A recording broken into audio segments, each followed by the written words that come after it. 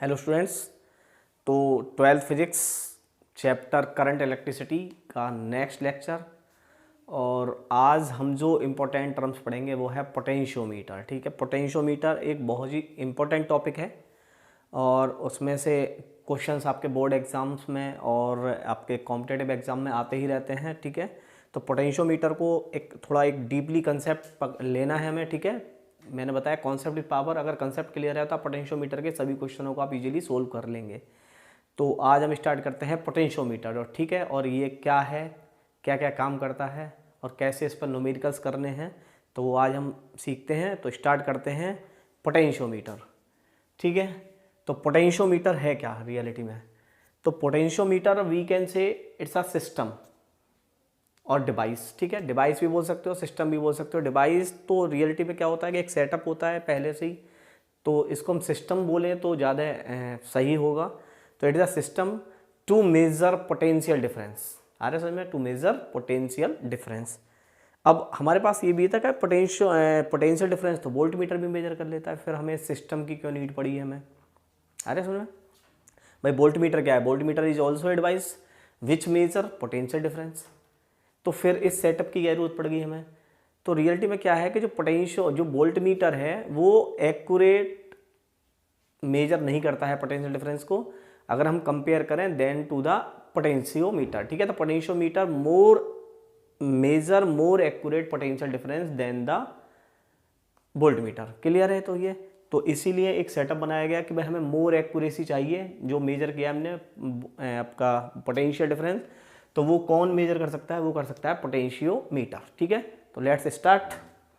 तो पोटेंशियोमीटर को हम क्या बोल सकते हैं? पोटेंशियोमीटर को इट इज अ सेटअप और इट इज ए डिवाइस, कुछ भी बोल सकते हैं आप। इट इज ए डिवाइस या setup which use to measure potential difference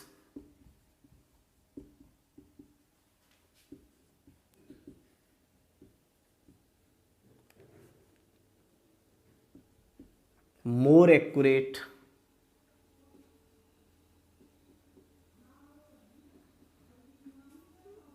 than voltmeter। ठीक है, तो वोल्टमीटर भी एक डिवाइस थी हमारे पास जो पोटेंशियल डिफरेंस को मेजर करती थी, लेकिन ये उससे मोर एक्यूरेट करता है। ठीक है, इसको सेटअप डिवाइस बार बार बोल रहा हूँ मैं, आप डिवाइस मान लीजिए, सेटअप डिवाइस कुछ भी क्या बोल सकते हैं। तो ये क्या करता है? मोर एक्यूरेट, ठीक है, मेजर करता है वोल्टमीटर से। चलो ये चीज़ हमें समझ में आ गई। सेटअप क्या होता है? सेटअप समझते हैं इसका। और ये वर्क किस पर करता है? तो it's work on a null point method. सबसे पहले हमें याद रखना है किस पर वर्क करता है। तो it works on null point method. ठीक है, ये नल पॉइंट मेथड पर ही वर्क करता है। अच्छा, होता क्या है ये? और क्या केवल पोटेंशियल डिफरेंस ही मेजर करता है या कुछ और भी काम करता है ये? ठीक है, तो ये भी देखना है हमें सेटअप। तो रियलिटी में क्या होता है कि इसमें फ्यू मीटर्स की वायर होती है यूनिफॉर्म क्रॉस सेक्शन एरिया की। ठीक है, वो एक बोर्ड पर होती है और उसका हम यूज करते हैं इसमें। ठीक है, तो it has few meters wire of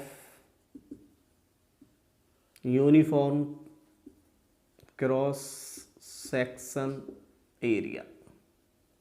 ठीक है, आपको ये याद रखना है कि जो वायर है वो यूनिफॉर्म क्रॉस सेक्शन एरिया की होनी चाहिए। ऐसा नहीं है वायर अगर कहीं से अलग तो आपको समझ में आ रहा है कि null पॉइंट चेंज हो जाएगा, मेथड अलग हो जाएगा हमारा पूरा। तो it has few meters wire of uniform cross section area.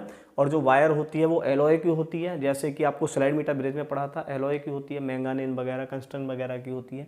ठीक है, वो ये बिल्कुल वही सेटअप है, बस डिफरेंस क्या है? वहाँ पर आपने देखा था कि एक 1 मीटर की वायर थी, इसलिए वो मीटर ब्रिज था। इसमें क्या होती है, वो ये वायर 6 मीटर की भी हो सकती है, 8 मीटर की भी हो सकती है, 12 मीटर की भी हो सकती है। तो ये वायर्स अलग अलग टाइप की, अलग अलग लेंथ में होती है। ठीक है, तो ये एक सेटअप होता है। तो ये हो गया सेटअप आपका यहाँ से। ठीक है, तो it has few meters wire of uniform cross section area. अच्छा जी, अब ये वर्क क्या क्या करता है? तो इसका यूज भाई खाली पोटेंशियोमीटर को सोचोगे केवल पोटेंशियल डिफरेंस मेजर करने के लिए किया जाता है तो वोल्ट मीटर था ही हमारे पास, क्यों इतना बड़ा सेटअप करते। इसका मतलब है ये मल्टी वर्किंग है, यानी कुछ और भी काम करता है। तो ये क्या क्या काम करता है हम उसे देखते हैं कि फर्स्ट एक तो ये मेजर करता है ईएमएफ ऑफ अ सेल, ठीक है। फाइंडिंग, इसका यूज करते हैं हम finding EMF of a cell, यानी ये एक सेल का ईएमएफ मेजर कर सकता है, ठीक है। पोटेंशियल डिफरेंस तो है ही, लेकिन ये ईएमएफ भी मेजर करता है। दूसरा compare EMF of two cells, ये दो सेलों के ईएमएफ को कंपेयर भी कर सकता है। और third find internal resistance, internal resistance of a cell, ठीक है। ये इंटरनल रेजिस्टेंस भी फाइंड कर सकता है। तो आप समझ रहे हो कि तो मल्टी वर्किंग हो गया भाई, पोटेंशियल डिफरेंस ही काम नहीं है, इसका काम देखिए ईएमएफ भी मेजर करता है, कंपेयर भी करता है और उसके साथ साथ इंटरनल रेजिस्टेंस भी फाइंड कर लेता है, ठीक है। तो इसका मतलब है ये मल्टी वर्किंग हो गया हमारे लिए, ठीक है, मल्टीपर्पज़ है और इसीलिए इसका यूज़ किया गया। केवल अगर वोल्ट मीटर के नहीं यूज़ करते खाली, तो वोल्ट मीटर पोटेंशियल डिफरेंस को करते तो वोल्ट मीटर हम फाइंड कर लेते। अब देखो इसमें कितना इंपॉर्टेंट हो गया, एक तो ये एक्यूरेट काम करता है, ठीक है। दूसरा है कि ये ईएमएफ भी फाइंड कर सकता है, कंपेयर भी कर सकता है और इंटरनल रेजिस्टेंस भी निकाल सकता है। तो ये चीज़ था आपका एक पोटेंशियोमीटर, ठीक है, एक सेटअप है ये रियलिटी में। अच्छा जी, अब देखते हैं कि रियलिटी में होता कैसा है ये और कैसे कैसे काम करता है, ठीक है। तो होता कैसा है कि ये सिंपली मान लीजिए कि इस तरह का एक सेटअप, अब इसके डायग्राम हम दो तरह से बना सकते हैं। अगर हमें क्वेश्चन सोल्व करने हैं तो इस डायग्राम को बनाएंगे और बाकी अगर आपको कंस्ट्रक्शन वगैरह में दिखाना है तो हम दूसरा डायग्राम बनाएंगे इसमें, ठीक है। देखिए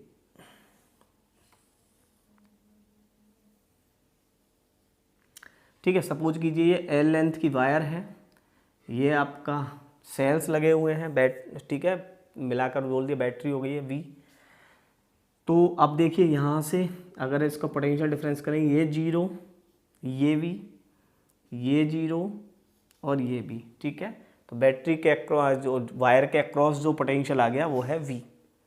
अगर हमें नल पॉइंट मेथड से हमें पूछना है इस पॉइंट पर, यानी ये ए हो और ये बी हो, इस पॉइंट पर अगर हमें पोटेंशियल मेजर करना है, ठीक है भाई। एल लेंथ में कितना है वी, तो इस लेंथ में यानी सपोज करो ये एक्स लेंथ है, तो एक्स लेंथ में कितना होगा, क्लियर है। तो एल अगर हम बोलें कि एल लेंथ में पोटेंशियल है कितना वी, तो 1 में कितना होगा वी बाई एल, तो एक्स में कितना होगा V by L into x, clear हो गया। अच्छा ये वी बाई एल क्या होता है, ये बी बाई एल होता है, आपने पढ़ा है, इजिकल टू के मान लेते हैं और इसे बोलते हैं पोटेंशियल ग्रेडियंट, पोटेंशियल ग्रेडियंट यानी potential per unit length, potential per unit length, clear है। तो अगर हमें एक्स लेंथ में चाहिए तो एक्स लेंथ में हो गया B by L into x, clear है। या फिर इसको हम बोल सकते हैं x is equal to K x, ठीक है, इसको के भी मान लेते हैं। तो इस तरह से हम पोटेंशियल मेजर कर लेते हैं इसका यहाँ से, क्लियर है। अच्छा अब ये सेटअप आप समझ रहे हो, सेटअप होता कैसा है। ये रियलिटी में सेटअप क्या होता है कि जब भी हम ईएमएफ मेजर करेंगे तो उसका सेटअप कुछ अलग टाइप का बनाते हैं, ठीक है, वो देखना है हमें।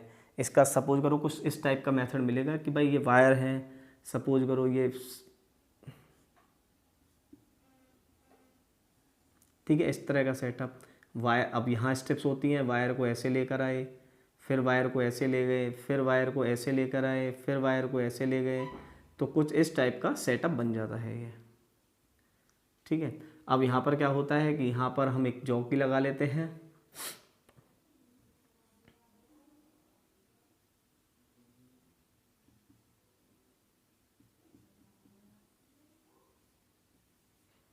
यहाँ गैल्वेनोमीटर, और ये डायग्राम कुछ इस टाइप का होता है। लेकिन हम जो डायग्राम जो क्वेश्चन बनाएंगे वो इस टाइप के करेंगे, ठीक है। ये आपका बी है और ये एक जिसका हमें सेल है, जिसका ईएमएफ हमें फाइंड करना है। ये गैल्वेनोमीटर है और ये है जॉकी, ठीक है। और ये होती हैं स्ट्रिप्स, मेटेलिक स्ट्रिप्स।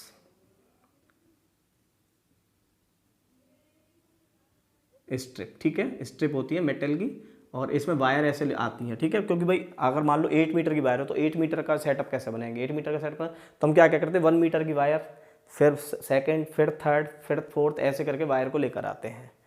तो ये है पोटेंशियोमीटर का सेटअप। तो क्लियर हो गया ये पोटेंशियोमीटर क्या है। तो इस टाइप का एक सेटअप है। और आपको कुछ जो चीज़ याद रखनी है वो इंपॉर्टेंट ये है कि एक तो wire uniform cross section area होनी चाहिए, क्लियर है, ठीक है। और इसका पोटेंशियल जो मेजर करते हैं वो इस टाइप से मेजर करते हैं हम, x is equal to B Y L into x, या x is equal to K x. K को क्या बोलते हैं, पोटेंशियल ग्रेडियंट, यानी potential per unit length, potential per unit length. तो क्लियर है यहाँ तक।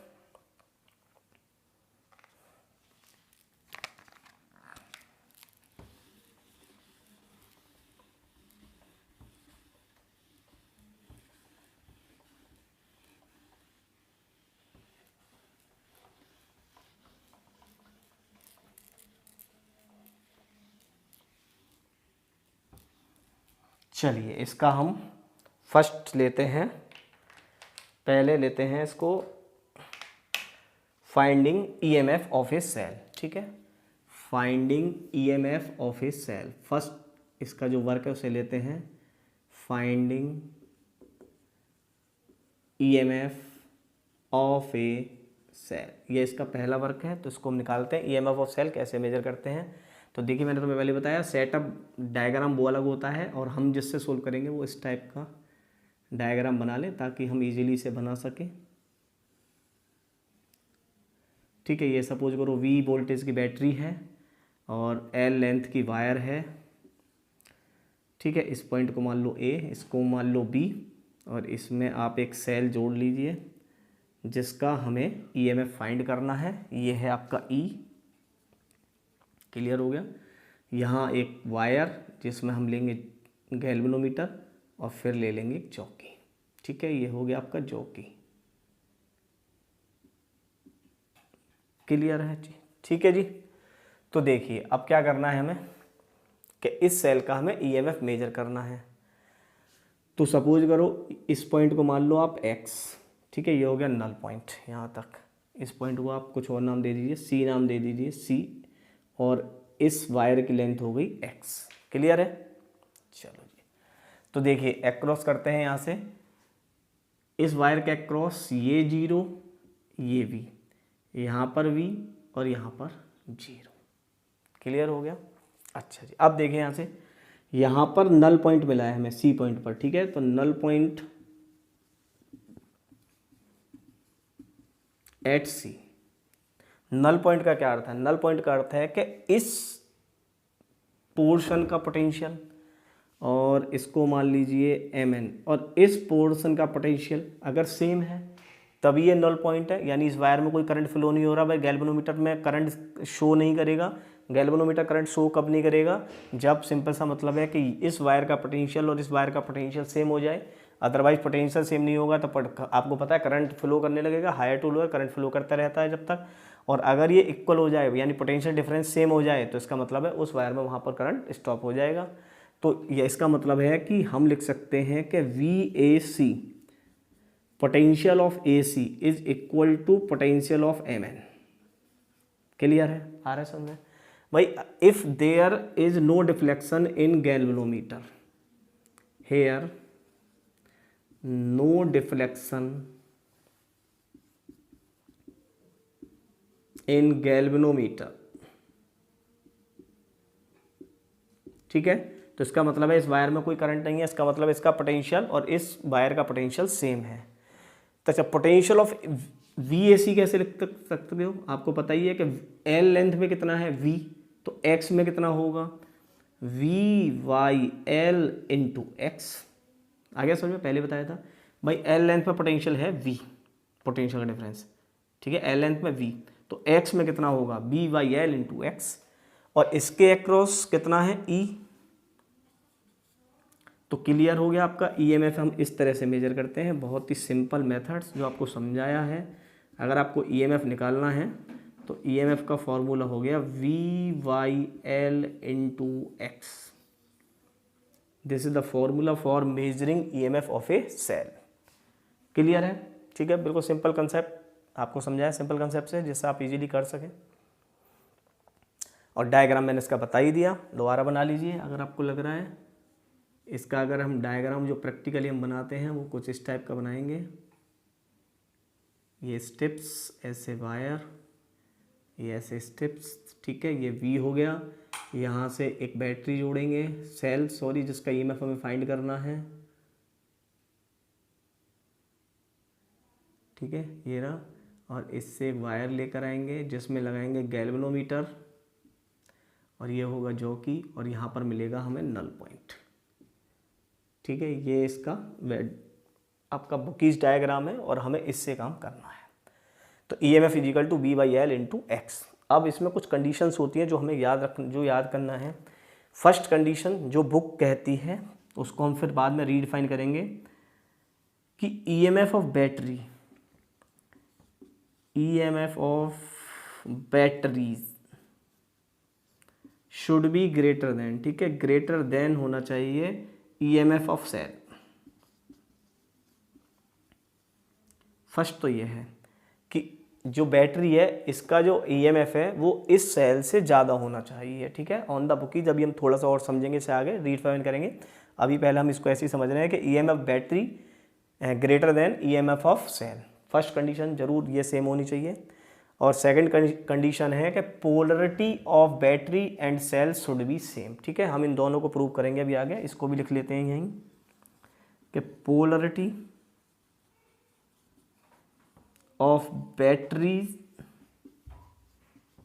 And cell should be same,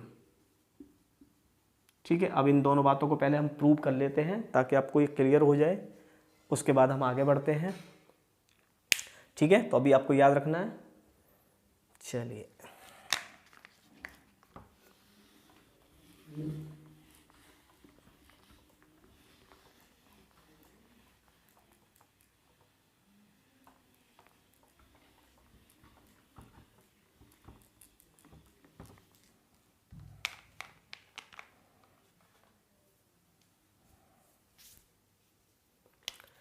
देखिए एग्जाम्पल के थ्रू समझते हैं।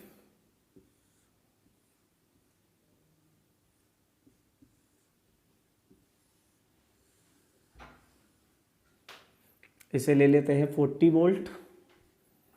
इस वायर की लेंथ को ले लेते हैं हम 10 मीटर। यहाँ पर एक सेल लगाते हैं जिसका EMF हम ले लेते हैं, आपको मान लीजिए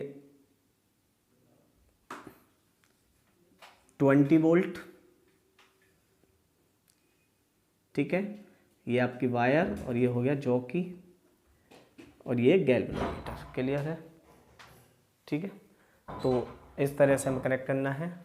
अब देखिए इसके अक्रॉस लिख लेते हैं, ये 0, ये 40, ये 40, तो ये 0, इसको मान लीजिए A पॉइंट, इसको मान लीजिए B पॉइंट और इसको मान लीजिए C पॉइंट, इसको मान लीजिए M और इसको मान लीजिए N। क्लियर है? तो अभी हमने क्या सीखा था कि यहाँ का पोटेंशियल और यहाँ का पोटेंशियल इक्वल होगा, तभी गैल्वेनोमीटर में कोई भी डिफ्लेक्शन नहीं दिखाई देगा। ठीक है, अगर यहाँ का पोटेंशियल सेम हो तो गैल्वेनोमीटर में कोई भी डिफ्लेक्शन दिखाई नहीं पड़ेगा। हमसे पूछ रहा है कि ठीक है कि find the value of x, find the value of x, find the value of x। x समझ रहे हो, नल पॉइंट पूछ रहा है कि नल पॉइंट कहाँ पर मिलेगा अगर ये सेटअप हो हमारा। तो देखिए हम लिख सकते हैं कि potential of AC is equal to potential of MN। अगर ये इस समय पर नल पॉइंट है और गैल्वेनोमीटर मतलब नो डिफ्लेक्शन दिखा रहा है, तो इसके अक्रॉस पोटेंशियल कितना होगा, देखिए 40 बाय लेंथ कितनी है 10 इंटू x और इसका पोटेंशियल कितना है 20। क्लियर हो गया?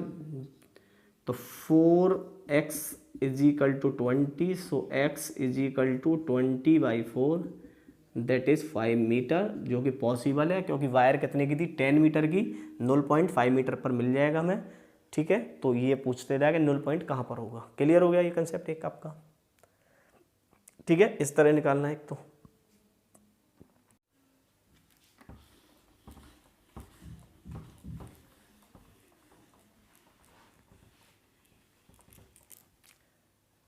ठीक है, देखिए दूसरा एग्जाम्पल लेते हैं। सेकंड एग्जाम्पल देखिए,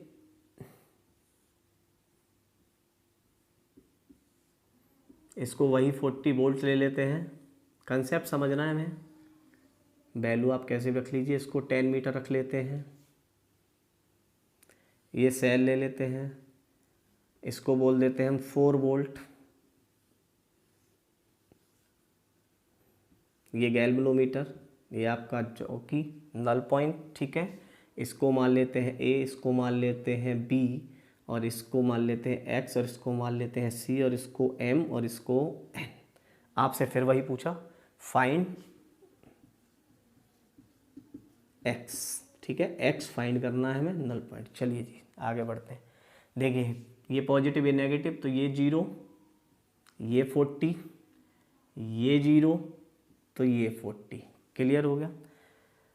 नल पॉइंट है, गैल्वेनोमीटर में नो डिफ्लेक्शन है, इसका मतलब यहाँ का पोटेंशियल और यहाँ का पोटेंशियल सेम है। अगर यहाँ का पोटेंशियल यहाँ का पोटेंशियल सेम है तो हम लिख सकते हैं VAC is equal to VMN। Clear है। अच्छा, यहाँ का पोटेंशियल लिखना शुरू कीजिए। यहाँ का पोटेंशियल ये 0 4, ये 0 और ये 4 आ गया समझ में। देखिए पोटेंशियल अलग हो रहा है, यहाँ पर पॉजिटिव पोटेंशियल आ रहा है, यहाँ पर 0 आता है, यहाँ पर 4 है। तो अब इसको कैसे लिखेंगे, देखिए आगे ने पोलरिटी चेंज कर दिया, इसमें हमने पोलरिटी को चेंज कर दिया है। ये पॉजिटिव है और ये नेगेटिव है, तो इसका मतलब ये 0 है और ये 4 है। चलिए कैसे लिखोगे, इसके अक्रॉस 40/10 इंटू एक्स, और इसे कैसे लिखोगे, ठीक है। आर एस में भाई ये 40 0, यानी इधर लिखोगे आप 0 4 है तो आप इधर को लिख सकते हो -4 और इधर लिख सकते हो 0, ठीक है। आर एस में इधर लिख सकते हो -4 और 0, या फिर 0 4, ऐसे आप चाहें जैसे लिख सकते हैं, ठीक है। आपको समझना था भाई पोलरिटी चेंज हो गई है, पोलरिटी चेंज हो गई है तो आप इसको लिखोगे -4। क्लियर है। अब देखिए वैल्यू 0 से 0 कट गया, 4x is equal to -4, so x की वैल्यू -1 मीटर, यानी x की जो लेंथ है, लेंथ किस में आ रही है, नेगेटिव आ रही है, और लेंथ कभी भी नेगेटिव नहीं हो सकती है। तो इसका मतलब है फर्स्ट जो हम कंसेप्ट पढ़ रहे थे कि polarity should be same, polarity आपकी सेम होनी चाहिए। तो ये रियलिटी है कि पोलरिटी सेम होनी चाहिए। अगर पोलरिटी सेम नहीं हुई तो देखिए लेंथ माइनस में चली गई। तो आपका एक कंसेप्ट क्लियर हो गया कि पोलरिटी शुड बी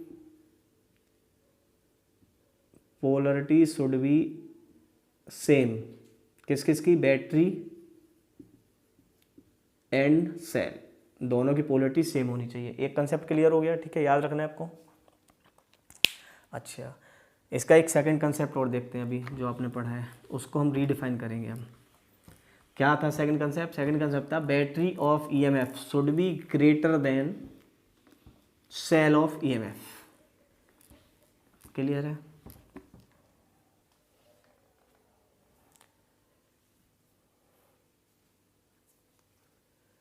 चलिए जी क्वेश्चन लेते हैं।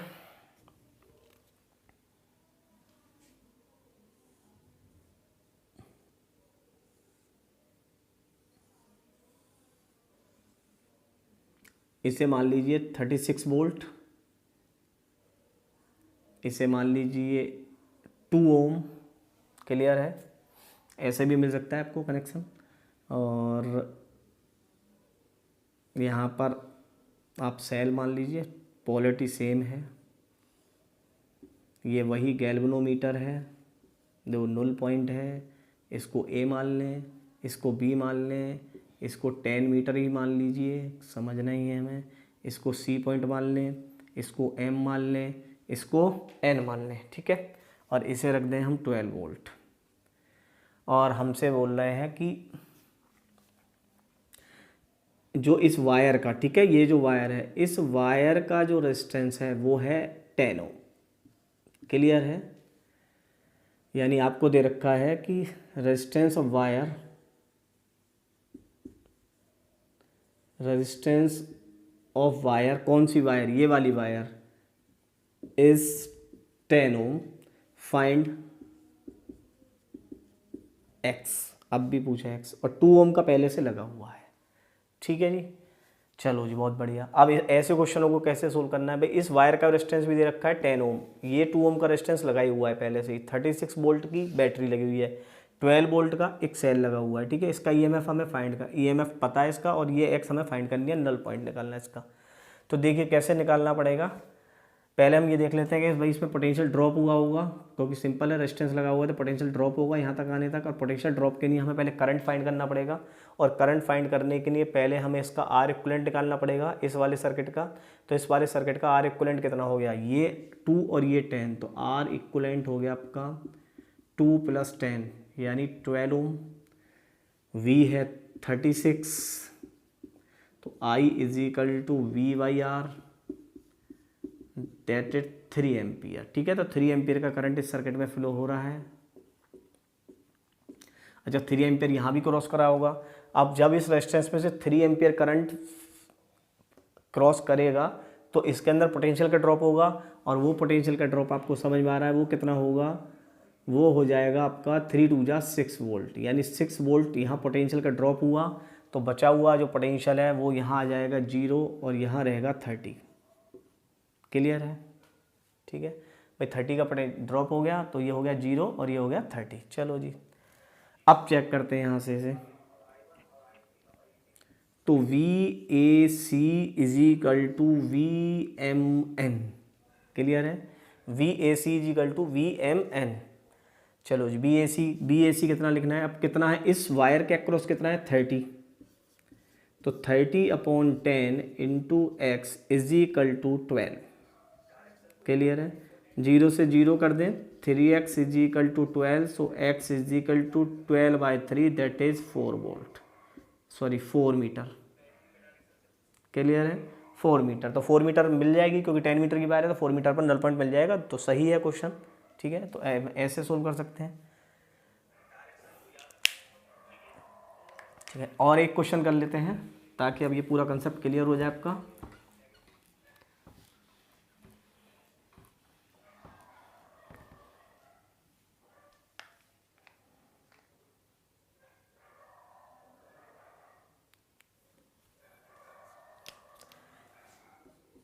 चलिए,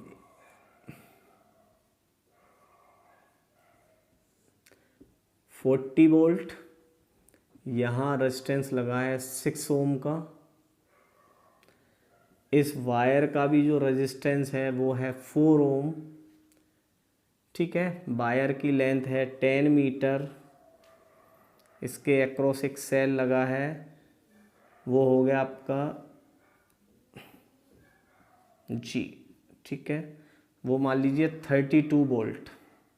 क्लियर है? इसको वही कंडीशंस रख लीजिए, ये A रख लीजिए, ये B रख लीजिए, इसे C रख लीजिए, क्वेश्चन वही है, X फाइंड करना है हमें फिर। ठीक है, फाइंड X, समझ में आ गया? इसका 4 है, इस वायर का जो रेजिस्टेंस है वो 4 ओम है, और ये 6 ओम है। ठीक है, तो सबसे पहले हम आर इक्विवेलेंट निकालते हैं। अब देखिए पहली कंडीशन जो कह रहे थे कि बैटरी का EMF should be greater than cell की ईएमएफ, तो अभी ज़्यादा है 40 और 32। क्लियर है भाई, 40 और 32 ज़्यादा है। अब देखते हैं हम यहाँ से, तो आर ई कितना हो गया, आर ई हो गया 6 + 4 = 10 ओम, V कितना है 40 वोल्ट, तो I कितना हो गया 40/10 = 4 एम्पियर। तो 4 एम्पियर का करंट यहाँ से फ्लो हुआ। ठीक है, 4 एम्पियर का करंट फ्लो हुआ, तो इसके अक्रॉस जो पोटेंशियल ड्रॉप हुआ वो कितना हो गया, 4 × 6 = 24 वोल्ट का ड्रॉप हुआ। तो इसका मतलब है यहाँ आ गया 16। ठीक है, सॉरी इसको पोलैरिटी सेम रखते हैं, यहाँ आ गया 16 और यहाँ आ गया 0, यहाँ आ गया 32, यहाँ आ गया 0। क्लियर है?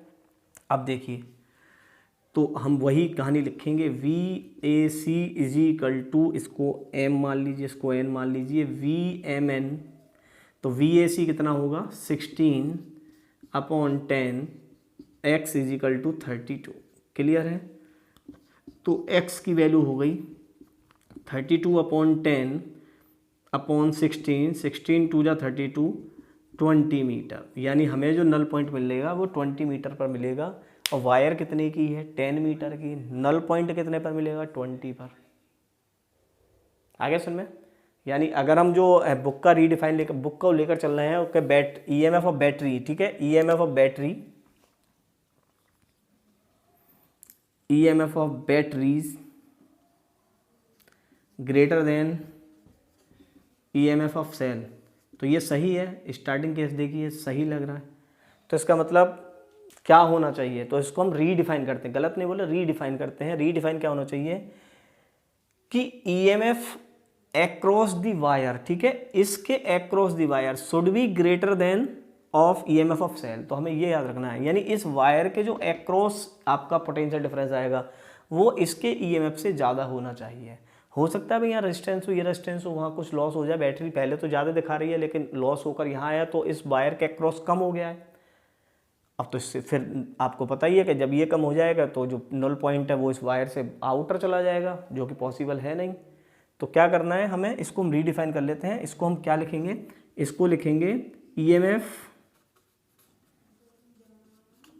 Across of wire greater than EMF of cell. अब आप सभी क्वेश्चन को आप इजीली सोल्व कर लेंगे, आपको कोई भी मिस्टेक नहीं आएगी।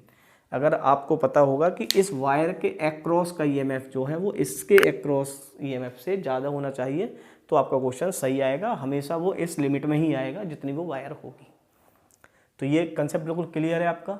ये था पोटेंशियोमीटर का कंसेप्ट और विद न्यूमेरिकल्स टोटल कंसेप्ट हमने क्लियर कर दिया है, कैसे क्वेश्चन सोल्व करने हैं आपको डायग्राम बता दिया है। और ये था मेजरिंग ऑफ ईएमएफ। चलो अब इसका सेकंड पार्ट करते हैं।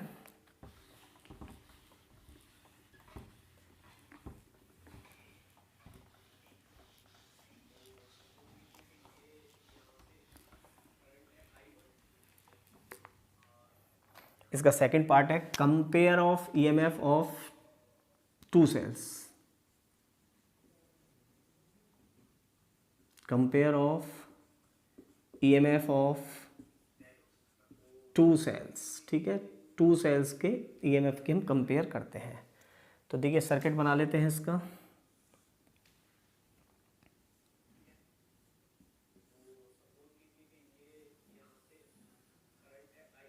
इसको ले लीजिए L, ठीक है, ये है V और इसमें हम दो सेल लगा लेते हैं।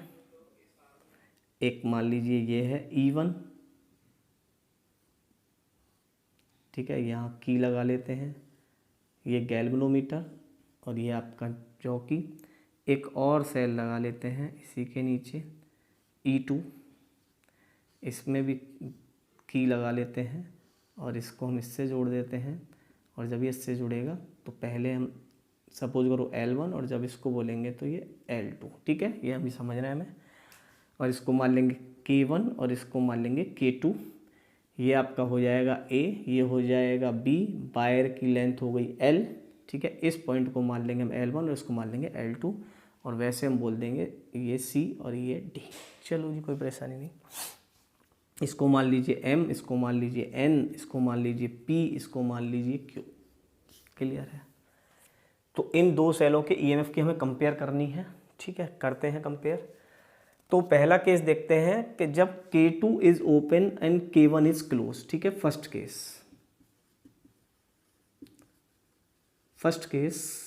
K2 open and K1 is close. Clear है?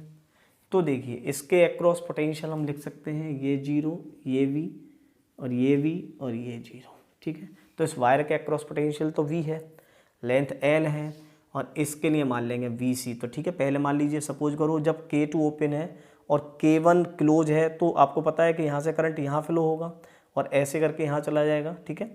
तो यानी इसका जो पोटेंशियल डिफरेंस है AC का और इसका जो पोटेंशियल डिफरेंस है वो सेम होगा। अभी तक करते आ रहे हैं हम इसको। यानी फर्स्ट केस में हम लिखेंगे VAC is equal to VMN, ठीक है। आ रहा है समझ में? भाई ये ओपन है तो यहाँ तो करंट आएगा ही नहीं, करंट यहीं से निकल जाएगा, यहीं से निकल जाएगा। तो हमें जो इसका नल पॉइंट मिला वो सपोज करो L1 पर मिल गया। तो BAC को कैसे लिखेंगे? BAC को लिखेंगे हम B/L × X, ठीक है। v अपॉन, और इसको मान लें हम लेंथ L1, L1 पर मिल गया x, इसे मान लीजिए L1 सॉरी, और इज इक्वल टू क्या हो गया आपका E1। क्लियर है भाई? नल पॉइंट कहाँ पर मिला? L1 पर, तो L1 लिख लिया हमने। इसको मान लेते हैं फर्स्ट। अब K1 को ओपन कर देते हैं और K2 को क्लोज करते हैं। नाउ K1 ओपन और K2 क्लोज, ठीक है। तो इसको करने पर क्या होगा, देखिए ये ओपन है तो इसमें से करंट नहीं जाएगा, इससे करंट जाएगा, और जब इससे हमने देखा तो इसका पोटेंशियल इसका पोटेंशियल सेम होगा, और हमें जो नल पॉइंट मिला वो L2 पर मिल गया। तो हमने लिखेंगे इसके लिए V upon L, L2 is equal to E2, that is the second equation. Both equation को डिवाइड कर देते हैं, यहाँ से डिवाइडेड फर्स्ट बाय सेकेंड, हमें कंपेयर करनी है। तो V by L into L1 is equal to E1 and V by L L2 is upon E2, ठीक है, इक्वल टू E2 ऐसे लिख लीजिए। इससे इसे काट दीजिए तो आपका हो गया E1 upon E2 is equal to L1 upon L2। This is the compare of EMF, ठीक है। इस तरह से हम EMF की कंपेयर करते हैं दो सेलों के बीच। क्लियर है? E1 upon E2 is equal to L1 upon L2, ठीक है। अब इसका आपको वो डायग्राम बनाना है, ठीक है, जो बुक डायग्राम होता है, तो उसको डायग्राम को बना सकते हैं। देखिए कैसे बनाना है।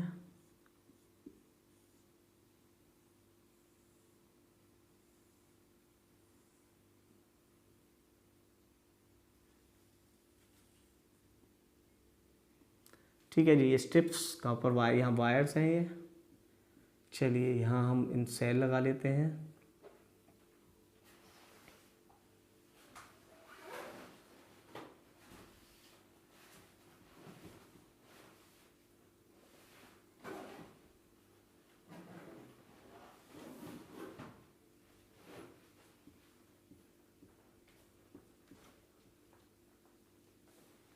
इसे मान लेते हैं E2, इसे K2, इसे E1, इसे K1, ठीक है, और यहाँ से आ जाएगा तो ये L1, ठीक है। ये सेटअप है हमारा। तो इस तरह से हम इस डायग्राम को अरेंज करते हैं। क्लियर हो गया ये? तो इस तरह का डायग्राम, तो ये एक सेटअप है। और इसके बाद कंपेयर ऑफ EMF कंप्लीट हो गया आपका, ठीक है। एक और इसका थर्ड जो यूज़ था उसे और ले लेते हैं, ताकि आपका पोटेंशियोमीटर फुल कंसेप्ट क्लियर हो जाए, ठीक है। और मुझे लगता है कि यहाँ तक बिल्कुल क्लियर हो गया होगा। इसका थर्ड कंसेप्ट अब लेते हैं। और थर्ड कंसेप्ट क्या था? थर्ड कंसेप्ट था to measure a internal resistance, ठीक है। इंटरनल रेजिस्टेंस और फाइंड करते हैं हम इससे।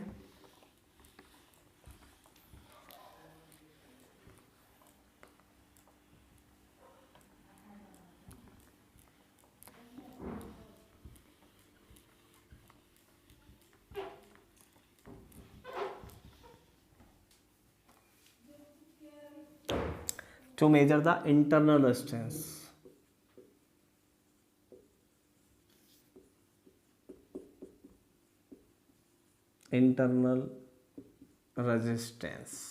क्लियर है? ये और फाइंड करना है हमें।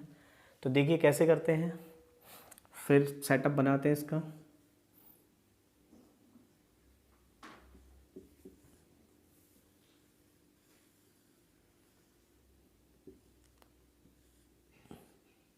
दैट इज V, इसे A मान लेते हैं, इसे B, यहाँ क्रॉस हो गया 0, यहाँ हो गया V, यहाँ हो गया 0, और यहाँ हो गया V। क्लियर है? चलिए इसमें आगे बढ़ते हैं। यहाँ लगा लेते हैं एक सेल, यहाँ गैल्वेनोमीटर, ये जॉकी, इस पॉइंट को हम C1, ठीक है, बोल देते हैं। अच्छा जी, देखिए इसको भी हम L1 मान लें यहाँ से। अच्छा, इसके बाद एक और इंटरनल रेजिस्टेंस लगा देते हैं हम यहाँ से।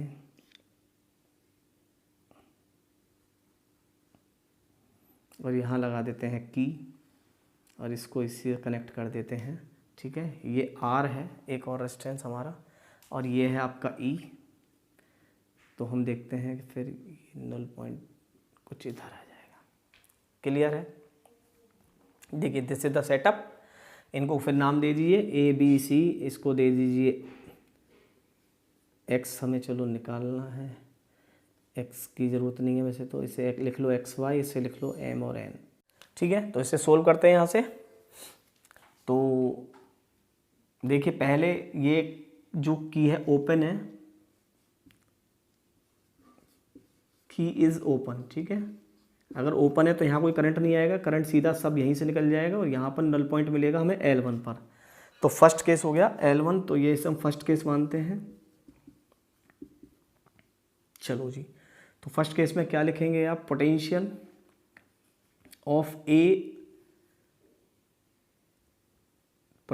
Of Al1 is equal to potential of X Y. ठीक है, तो potential of Al1 is equal to V X Y, तो इसको लिखेंगे V upon L1 B upon L sorry into L1 is equal to E।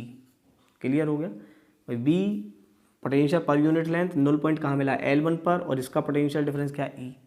तो इसको मान लेते हैं फर्स्ट इक्वेशन। सेकंड में देखिए, सेकंड में K क्लोज है, अब की इज़ क्लोज्ड।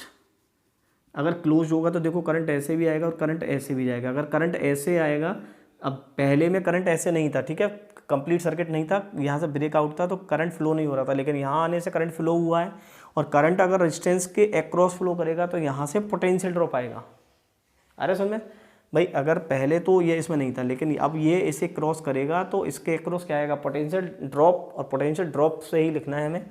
तो सेकंड पर आपके जो मिला हमें नल पॉइंट मिला L2 पर। ठीक है, तो हम लिख सकते हैं VL2 potential of there is equal to potential of Mn, यानी पूरे का पोटेंशियल हो गया यहाँ तक।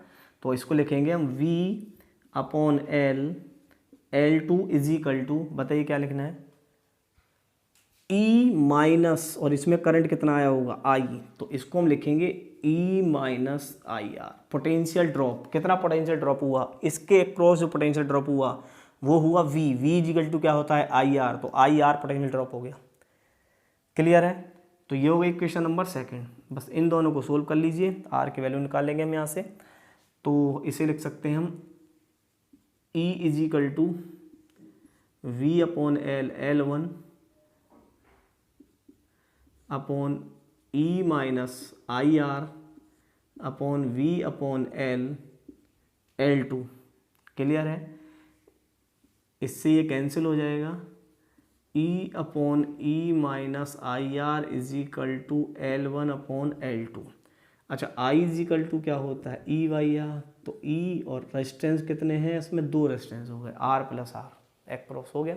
तो I की जगह पर हम E upon R plus R put कर देते हैं और इसे सोल्व करते हैं।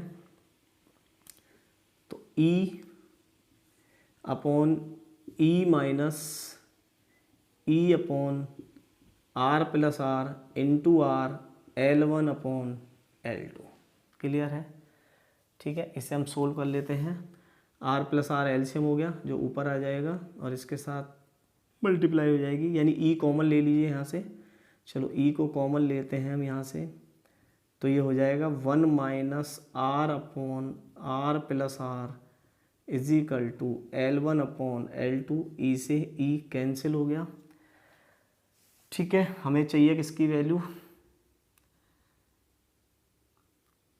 ये क्या आया, one minus R upon R plus R, R की वैल्यू चाहिए हमें। ठीक है, तो R की वैल्यू निकाल लेते हैं हम यहाँ से।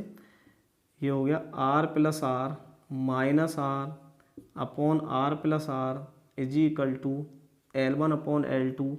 इस R से ये R कैंसिल हो गया, तो ये हो गया आपका R upon R plus R is equal to L1 upon L2। ठीक है, तो इसे लिख लेते हैं हम R plus R is equal to, ठीक है, R plus R is equal to, यानी L1 भी ले लीजिए इधर ही, is equal to R L2। तो R plus R is equal to R L2 upon L1, और इस R को भी इधर ले जाएं तो हमारा आंसर आ जाएगा, यहाँ लिख लेते हैं। ठीक है, नीचे कट जाएगा, तो ये हो गया R is equal to R L2 upon L1 minus R so R is equal to R common ले लीजिए L2 ऑफ L1 अपॉन -1, ठीक है। तो this is the formula for internal resistance, ठीक है। ये इंटरनल रेजिस्टेंस का फॉर्मूला है हमारा, R is equal to R L2 upon L1 -1। R क्या है? इंटरनल रेजिस्टेंस, और कैपिटल आर क्या है? जो आउटर रेजिस्टेंस होता है। तो ये था इसका इंटरनल रेजिस्टेंस निकालने के लिए, ठीक है, प्रोसेस हमारी। तो आपको समझ में आ गई होगी। और इसके अगर डायग्राम की बात करें तो इसका डायग्राम भी हम बना सकते हैं, जो बुकीज डायग्राम है। बुकीज डायग्राम में कोई प्रॉब्लम नहीं है ज़्यादा, देखिए।